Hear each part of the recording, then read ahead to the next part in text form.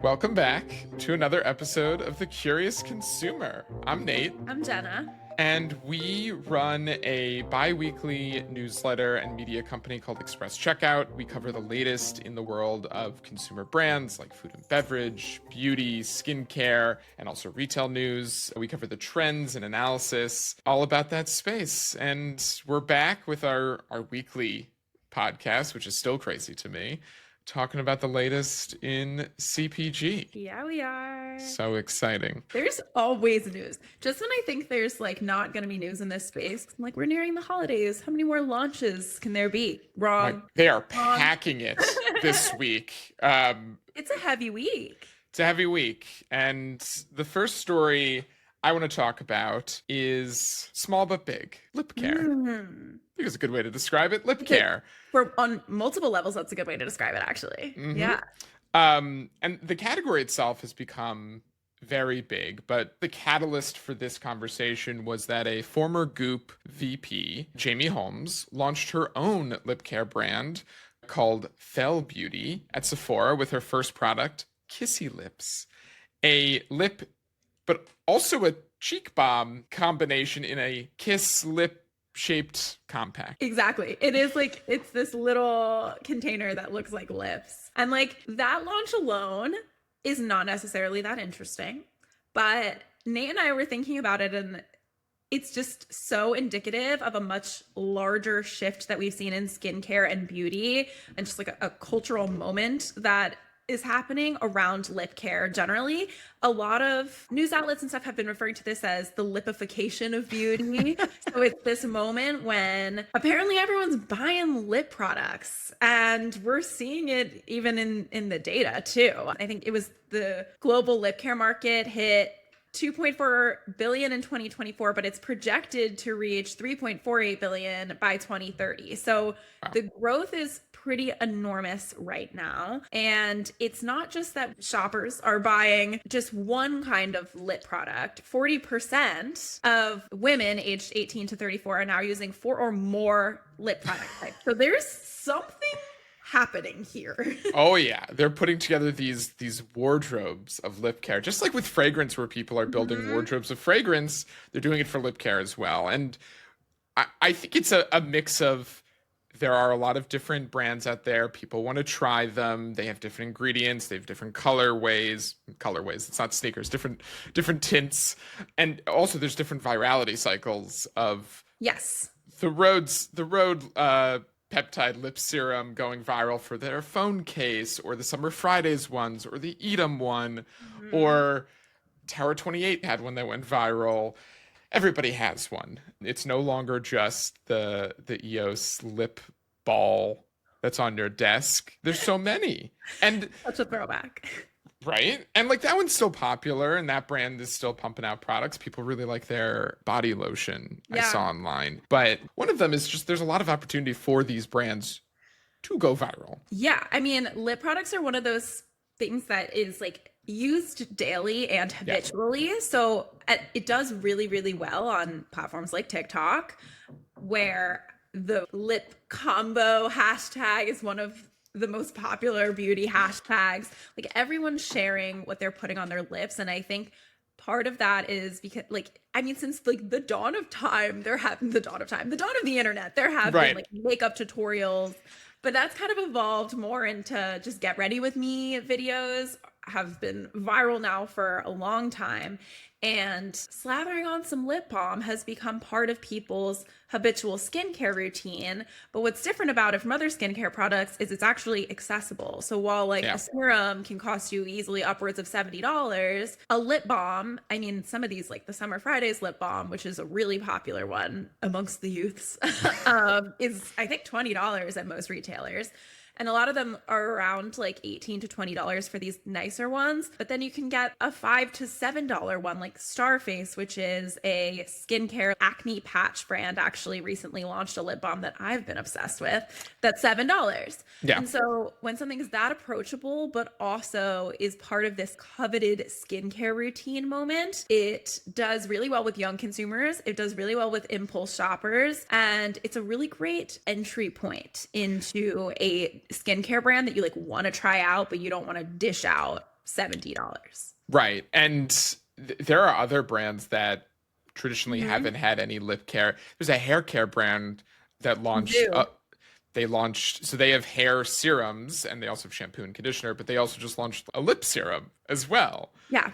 And apparently people are really loving it. So yeah, I think it's a really good way to get consumers into the brand where they might not have tried the other products, but they try the lip balm, they try the lip serum, and they Mm-hmm. like it. And then they go off and buy the other products. Yeah, it's interesting because there is something called the lipstick index that's used to measure where like discretionary spending goes when budgets are otherwise tight. People often spend a lot on like little treats or like little Hmm. treat economy, people say. And that has historically been referenced as like the lipstick index. And now it's more like the lip care index. Like people aren't really spending on lipstick necessarily, but this like whole like lip care, lip treatment thing is the little treat economy. And when Yeah. people are financially struggling, this is an option for a way to like indulge or feel part of this like fancier, more luxurious experience. Right. And luckily, like a lot of these lip products also do have some color to them as well. So they can get the color side of lipstick, Yeah. but also the skincare and like functional side of lip balm all in one, which is really Yeah. nice. It's like makeup X skincare, which I think is another reason this product does so well right now, because I feel like the no makeup look has become such a thing where people try to look like they are just naturally flawless Yeah. in some way. And a lip balm really offers that because, especially a tinted one, like you're saying, it's like a little flush of color. So it's almost makeup, but like it's technically skincare still. And I think that that feels really approachable again for like a younger consumer and for someone who's trying to achieve this like effortless, almost like filtered makeup look. Right.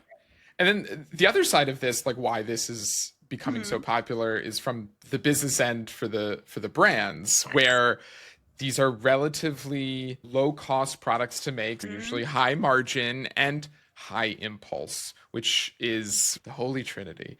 The Holy Trinity. It's the best way to make a product. And we were talking to Lisa from Experiment, and one of the things Experiment, she which is a skincare company. Yeah. yes, that has a lip care product called Software, which I love, and they just launched tinted versions of that SKU as Mhm. well.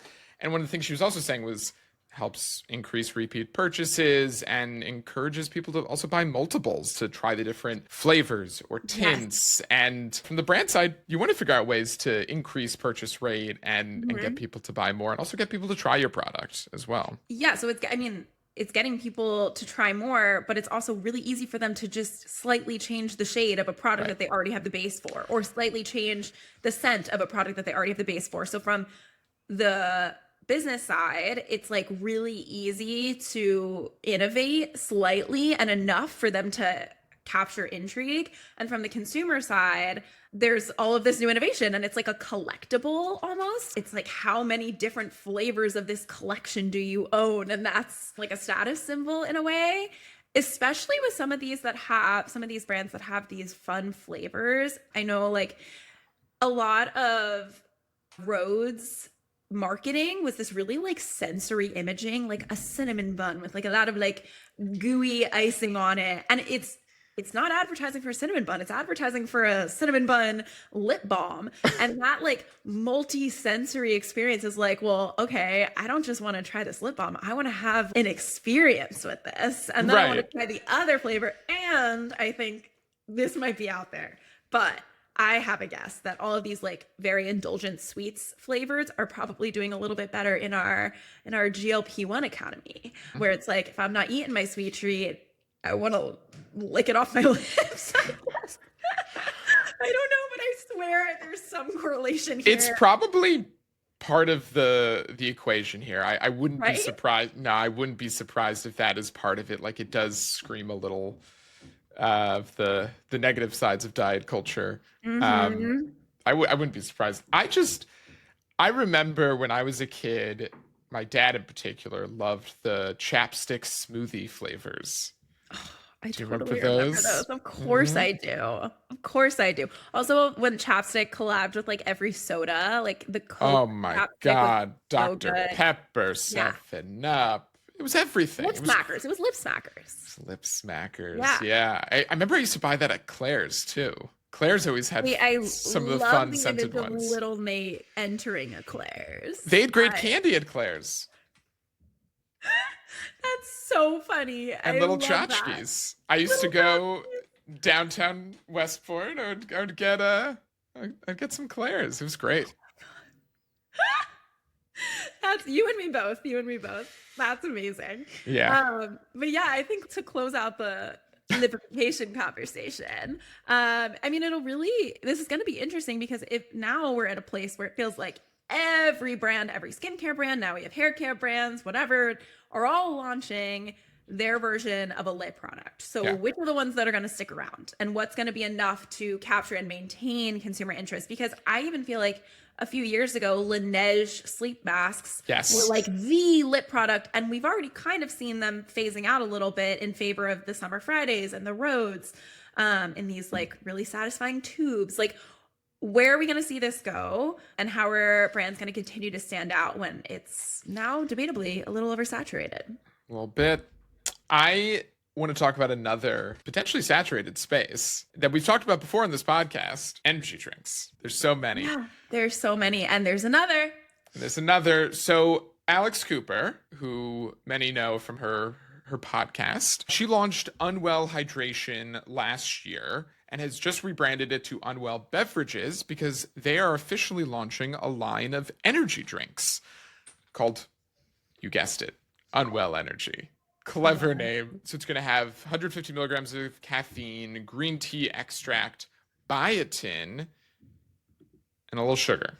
It's 3 grams. 3 grams of sugar. That's not too bad. And this line extension isn't surprising the slightest. I mean, energy drinks in general have actually been growing as a category, but energy drinks targeting a female consumer has been growing significantly. Yes. And I found a recent survey that apparently 37% of women aged 18 to 34 have consumed a fitness energy drink in 2025. So Celsius and Alani Nu, something in that category, and that's up 10% from last year. Up 10% is enormous. Yeah, it's crazy. And I think it's probably higher. Like, this is one survey, but I actually think it would be higher. It's truly like a slept on target consumer. It is, and that is clearly why Monster is developing their own. They're developing Flirt. We talked about it in an episode 2 weeks back. And look, we have opinions on the name, but they're doing it for a reason. And it's very clear that the female consumer is consuming more energy drinks and that it's clearly doing well quickly. Because Bloom Nutrition, the supplement brand, they have greens powder and they have everything under the sun at this point. They launched Bloom Sparkling Energy last year and they've already sold over 35 million cans. They're rising in the ranks of top energy drink brands. They're just behind, I think, like C4 right now. It's crazy. They launched last summer and they're already booming.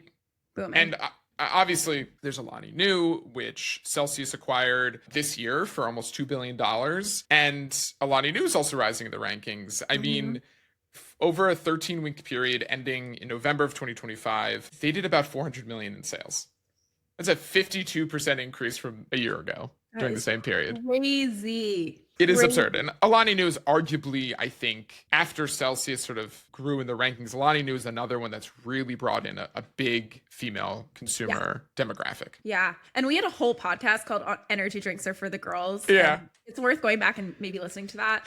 Yes. Because we definitely go through each of these brands in more depth in that podcast episode. But yeah, I mean, it's such a booming category right now, this like female positioned energy drink in particular. Yeah. And I think what's interesting about the Unwell Energy launch, one, interesting that Alex Cooper tried to do hydration in the first place. So this like appears to be an afterthought, especially because they had to go back and change the name to Unwell Beverage, which means that it wasn't intended that they were going to be moving to a different category other than hydration. But clearly, like, the numbers don't lie. Alex Cooper is a brilliant businesswoman, and I think this probably came with a lot of data to make this decision, some of which Nate just shared. But the one thing that is standing out about this energy drink is most of them have like almost identical nutrition labels and ingredients and just like a little bit girlier packaging, whatever that means. This has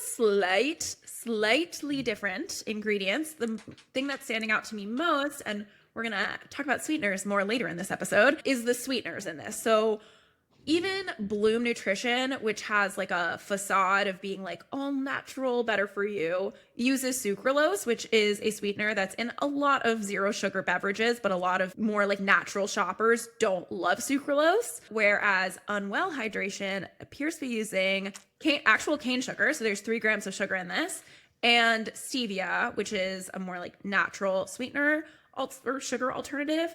So it's still a lower sugar than like a Red Bull full sugar, but it has a smidge of sugar in it and isn't using like fully artificial sweeteners. I bet it's going to taste really good.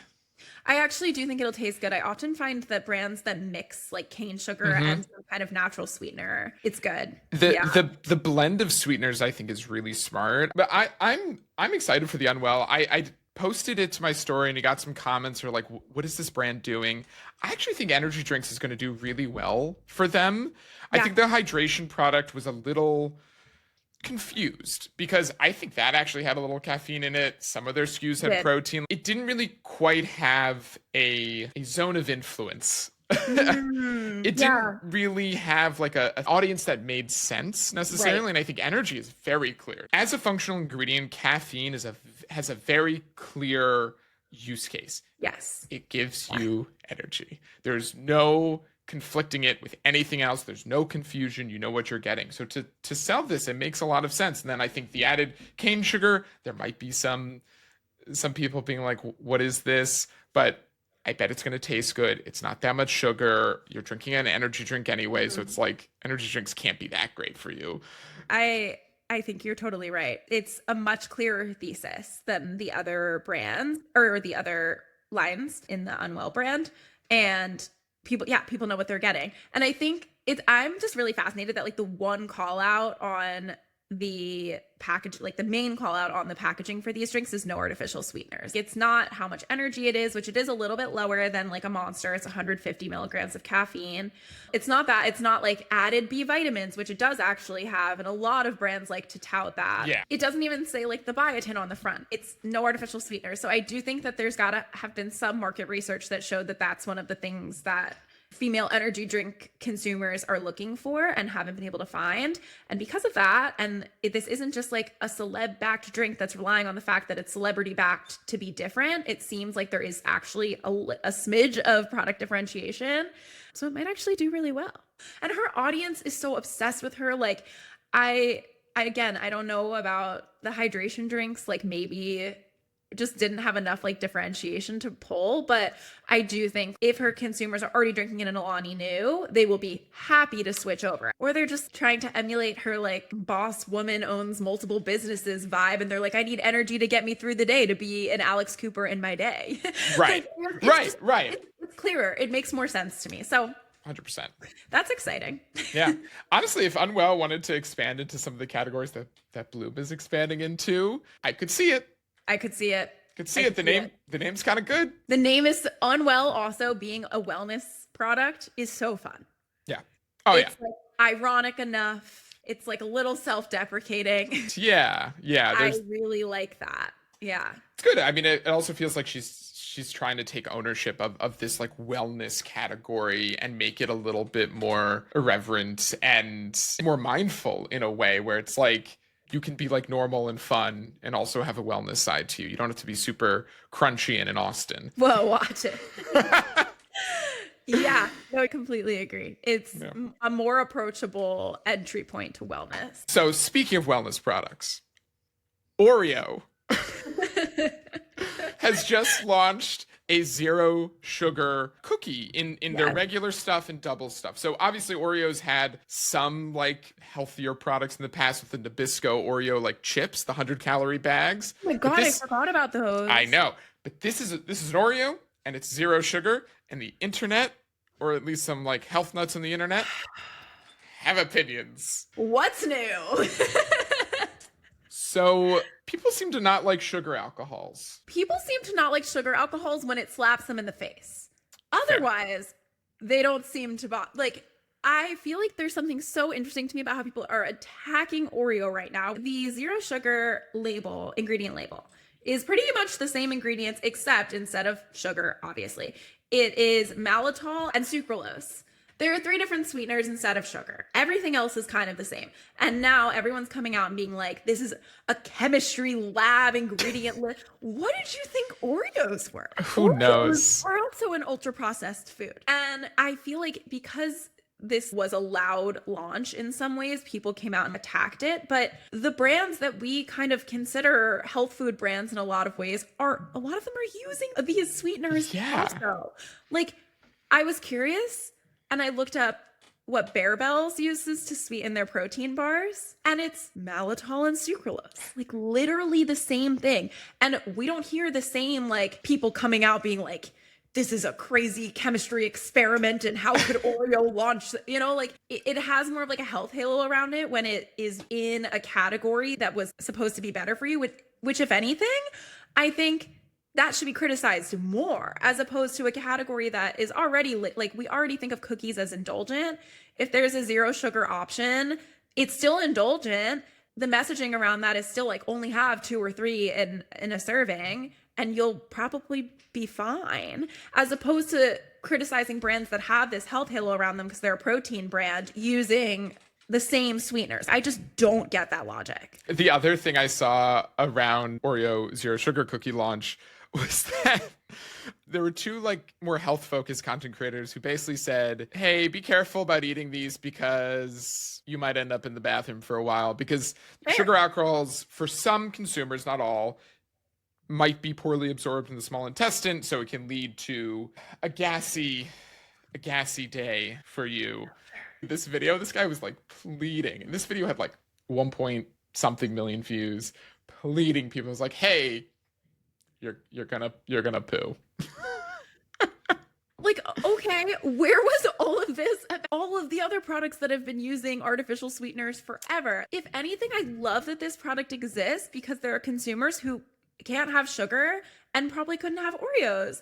And now maybe a consumer who has diabetes, for instance, and is managing their blood sugar can have 2 or 3 zero sugar Oreos and can indulge in Oreos the way that people indulge in normal Oreos, which again, if the full sugar ones, you also should not be having more than 2 or 3 because that's a lot of sugar. So like, but what if I want the sleeve? And that's with you and God. That's your choice, and that's fine. But you told me it was okay. Making it accessible to consumers who couldn't otherwise eat the product, and like people are throwing a fit. Right. I think what's interesting here too, though, is it's not they're not positioning this as a better for you product. No, like, no. Nor does it say, it's not like green packaging now that's like with a leaf on it. Like it's not like this is healthier. It's just this is zero sugar. Right. And I think it would be a different conversation maybe, and critique could be warranted if someone was like, this is healthier, because healthy is subjective and artificial sweeteners to some are not as healthy as normal sugar, whatever. But they're not making that claim. They're just like, here's a zero sugar version. And that's just for different consumers. So I think this is like the classic issue that a brand, especially as big as Oreo, but any brand will come to at some point, is you become so popular that you're like nearly ubiquitous, but there is one potential target market that you're not yet reaching. And so you make a product for them. And in this case, I'm talking about like maybe consumers with diabetes or consumers on a low or no sugar diet. You make a product for them, and then everyone thinks that the brand is being prescriptive and saying everyone should have this instead of our original one, which isn't necessarily true. They're just trying to reach their target audience. Welcome to the internet. Welcome to the internet. Oh my God. People's comments about these things when it's like, this is not for you. Right. Don't eat it. Right. Regular Oreos and all of the unique flavors, and even Oreo Thins, which are very good, by the way, still exist. Great ratio. Oh my God, it's perfect. The tiramisu one is my favorite. I've never had that. Oh, it's so good. Tiramisu Oreo Thins, perfection. I believe it. Yeah, people have opinions. Yeah, for sure. And it's just like, just eat. The other thing that's funny about this is I'm like, the people who are critiquing this, like, do you even eat normal Oreos? Right. You probably are like making your little Nara Smith Oreo from scratch using butter that you churned yourself. Like, you're not eating normal Oreos anyway. This isn't for you.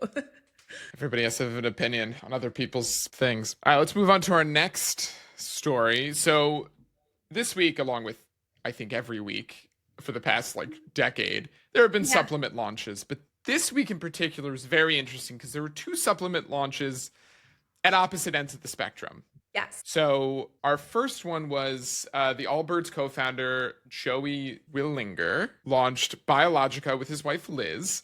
It is a women's health supplement brand targeted at hormonal needs at different stages of life. They also raised $7 million in seed funding. Good for them. And the other one is from Jim Murray, who is the co-founder of Feastables with YouTuber Mr. Beast. He is launching Anomaly Health, which is a proactive daily supplement designed for the entire family.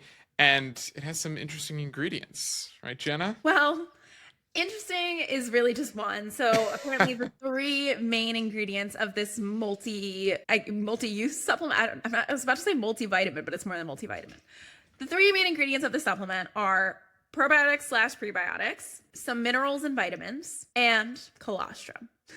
So apparently the entire family needs colostrum in their diet. Those are like the three core ingredients of this new supplement brand. And I am really fascinated in what the whole supplement for the whole family actually means. Yeah. Because I mean, the doses needed for a child who weighs 60 pounds should be really different than like the dose of vitamins needed for an adult man who weighs 250 pounds. So I assume it's like you can change the dosing of it. But what's most interesting about this is we've just seen the complete opposite. And even Biologica, the other launch, is, as Nay alluded to, like kind of the complete opposite in the sense of totally customized to a certain target audience at a certain point of their life, versus this is apparently for the whole family at any point in their life. Really interesting, because Biologica, which is a woman's hormone health supplement, it has 3 SKUs, one for while women are still having their cycle, one for, I think it was perimenopause, and one for menopause. So it's like very specific for women, and for women in these like 3 life stages, versus Anomaly, which is the anomaly. It is for everyone, apparently. Yeah. No, and like every week there's kind of this situation where there's like a hyper-focused one, like even the other week Parallel, which is somewhat similar to Biologica or plays in a similar space, released, and I'm sure that week there was another just regular general multi-use supplement of some kind launching. So I think we're going to see this even more in 2026, especially just as wellness and as we saw in the new consumer report, that optimization mode is a big thing amongst Americans, especially younger Americans. And a lot of them are taking it through supplements alongside diet and other activities. But if you want to optimize yourself, supplements are a pretty easy way to do it. Well, on paper. We don't know that it's an effective way to do it, but it's well marketed. And yes, as I will say multiple times, and I already have said, we're all suckers. In the report that you're referring to from the New Consumer and Coefficient Capital, which is also a fantastic report on consumer trends in 2026, they cited that 80% of Gen Z are taking supplements right now, which is, that's pretty enormous. That's a lot.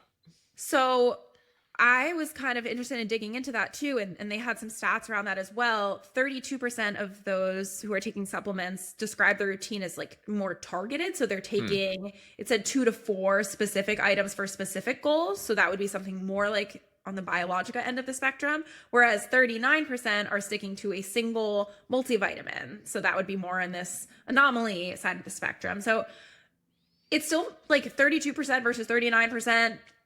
I think it's kind of still relatively split enough that there's room for both approaches to win. And there are always going to be the more health conscious consumers who have a whole medicine cabinet full of different things that are customized just to them. And there will always be the more convenience oriented consumers who want to take one thing for everything. So yeah, I think there's room for both. I don't think we're going to be like, oh, one of these is clearly the right thing. However, I think it's really smart that we're seeing that customization appear specifically in the women's hormone health space, because just so much more data is coming out around just how different women's bodies are throughout their lifetime and throughout their cycle, that it makes sense to bet on customization in that segment as opposed to the multivitamin approach could be more one size fits all. Right. There's more complexities, and also like I think we're gonna see it really still be like 50-50 for a while of Yeah. people being more targeted, being more multivitamin. I'm sure more men are doing more multivitamins because 3-in-1 shampoo And body wash and and body wash conditioner and and everything. face Yeah. cream. But also just like in general, just men have fewer stages that Or they lazy? have to Oh, sorry. alongside being lazier, we also just like we don't have a cycle. We don't give birth. So like the complexities are not there as much. Women's health is more complex. Yes. Absolutely. Yeah. And Hands down. so I'm glad that the taboo around that has been largely lifted so Yeah. that Me too. supplements like this can exist and hopefully work. Yeah. I just take Grunes. You love a gummy. Love a gummy, love a candy. Let's move on to our next story. Instacart is in a little trouble, Jenna. They're doing something naughty. So a new study came out from two nonprofits, Groundwork Collaborative and Consumer Reports, which basically revealed that Instacart is supposedly charging different prices for the same items across different consumers, with disparities running from like a little over 10% to over 20% for the same exact item at the same locations. At the same time. Yeah. It's all like the fact that it's the same item, same location, same time, but charged different can't just be like chalked up to demand pricing. This is just random pricing. Yeah, and I've heard some brands, I sent this to a few brands that I know, and they were like, yeah, our prices are higher here than they are there. Like they've seen this anecdotally too. Right. And this is a problem for so many reasons. Like when you're a shopper with a budget and you can't predict what your budget should be because the pricing is so opaque, like that's a huge problem. And this isn't like Instacart kind of came out and tried to say that these differences are happening because they're basically like testing pricing, and they're like the tests are negligible, like the amount is negligible. But according to this report, I mean, if it can amount to, it was $1,200 per year that it could amount to in an increase of grocery spending, like that is significant to a lot of households. And it's more just an issue in trust. Like, how do you trust that you, when you're using Instacart, or how can consumers trust when they're using Instacart that they are getting like the best possible price, or even not even the best possible price, just predictable pricing? Right. And especially right now with inflation as high as it is and grocery prices generally going up and price sensitivity at its all-time highest, this is just a, like, barring it from not being a great practice, it's not a good look at all. No. And look, a product going up even $1 in price is a lot. I think there's a lot of people. Absolutely. Yeah. There's a lot of people out there, there's a lot of consumers that can make or break their budget, that can make or break their shopping habits. And it's not negligible. No. But I would say that like a lot of even the last election was informed by like egg prices and people wanting their groceries to be cheaper. And right. Some of that might be in the government's hands, but some of that is in not even retail. This isn't even a retailer in this case. This is a delivery platform. Right. A lot of it is in the hands of these corporations that can kind of mess with pricing. I would also caveat that Consumer Reports is known for kind of being like bad cop, like just calling companies out for a ton of things. They were also the people that were behind saying that there was lead in a lot of protein, which is still being debated. But yeah, that's the data exists. It's out there. Take it as you will, but just an interesting thing as a shopper to pay attention to some of these changing prices, and we'll see how Instacart responds. We'll see. For our last story, let's talk about pasta sauce. Yeah. I like this one. This is a space I've been thinking about a lot, and sauce more broadly, but Campbell's is acquiring a 49% stake in the manufacturer of Rao's pasta sauce, the very popular pasta sauce you can find in a grocery store. And this is just a year after Campbell's bought the parent company of Rao's, Sovos Brands, for around $3 billion. They also will have the option to take the remaining 51%. But Campbell's is really doubling down on pasta sauce here, and especially doubling down on Rao's. Yeah. Okay, so funny because in my head I say Rouse, and I'm sure that you're right. We do this all the time. I don't know I'm which so is bad true. at I'm pronouncing going to keep things. saying Rao and you're going to say Raos, and we're going to drive every listener insane.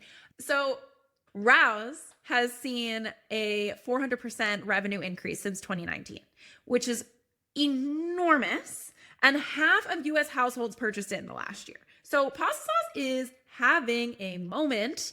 And there are a few reasons we can point to. One of them is that I know, like, we always talk about COVID being a reason, but it's true. People are cooking from home more. They want more like premium flavors that they can still make at home and conveniently. This is a great option. You only spend like $8 for a jar sauce and you have what feels like a fancier meal. So that's definitely one piece of it. But just in general, there's been a lot of great innovation in the pasta sauce category. So I feel that has just changed everyone's perception of the category and has shoppers, like new shoppers are being introduced into the category. People who weren't buying pasta sauce a few years ago aren't just buying, it's not like, oh, they're trading in the cheaper one for the more expensive one. They are entering the category for the first time. Right. They're being introduced to brands like Saws, which is a Gen Z founded startup. It's so funny. They launched their business like 3 months before Rayo's got acquired. That's so crazy. It was the same summer. Like, such good timing for them. Such good timing. And you know, they have a couple different, let's call it shticks to them, where they use, I mean this in a nice way, they use colors on their packaging. They have some unique flavors and SKUs. They also really lean into the marketing side of things, where a lot of the other tomato and pasta sauce brands were either just legacy brands and they were just always around, or for Rayo's case, they were attached to a very famous Italian restaurant in Harlem.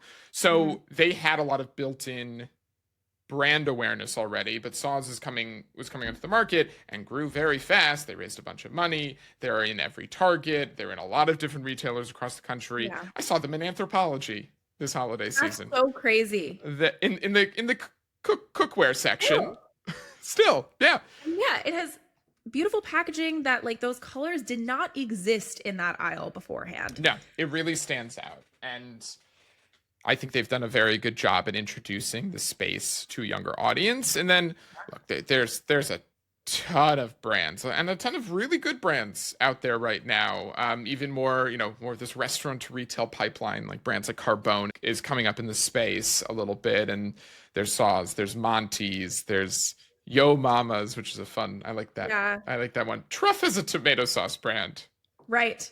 No, there are so many sauce brands now, and this category was so sleepy. And I think Rao's, whatever we want to say, really was like the first mover in a premium sauce brand. And once brands saw that that's something that they could introduce, like a more premium version, they all came up with their version of a more premium sauce. So like Saws, as we said, packaging is a huge piece of the premiumization, but so is flavor. They have like a hot honey marinara. And they have all these like really innovative, interesting, more experimental flavors. Well, it's also no longer just like traditional Italian vibes. Not like your Italian grandmother made it. Right. They lean a little bit more. They play with the acid. They play with the heat. They play with a bunch of different flavors within it. It's been very interesting to see. And also, this is just a random fun fact about Rayo's. They started in 1992. Oh, yeah. No, they've been around forever. Yeah. And they are just taking notice, which is so fascinating. I couldn't find the video, but I vividly remember this was well pre-COVID. I think I still might have been in college. But I remember seeing, I think it was a BuzzFeed video where they had somebody just taste all of the store-bought brands. And they were like, it's like Trader Joe's and Rayo's are the two best you can buy for the price and all this stuff. Right. And like, I remember then seeing it everywhere and people talking about it. And I think also the reason we're seeing a bunch of these new premium brands is like around the start of the pandemic is when I feel like there were a lot of brands coming onto the market and starting to see a lot of traction doing this like fun premiumization tactic. There were also, I think, some other sales and other bigger, newer brands that were giving some market validation, like a Sir Kensington's, a Primal Kitchen. Right. And just salt generally, yeah. Yeah. That were sort of giving this validation that probably like Saws was seeing. Right. But it's not as much like in other categories, disruption has looked like better for you or like health oriented. Right. It isn't really that. No. It's interesting. There are some brands that are just being like, hey, we have simpler ingredients or we Totally. source it better. But yeah, you're right. They're really, besides Sturdy, the high protein tomato sauce brand, you're right. There's not much functional or better for you. Okay. Let's No, keep no, tomato please. sauce. Oh my God. Everyone Yeah, chill. Another week in sauce, I guess. I think that's all we got. Yeah. Well, if you haven't yet, please subscribe to the podcast, review it on Apple Podcasts. I think you can review on Spotify as well. Yep. Follow us on Instagram at Express Checkout. Please subscribe to our newsletter, Express Checkout. It goes out twice a week, every Monday and Friday. And we'll catch you all in the next one. Thank you. See you next week. Bye.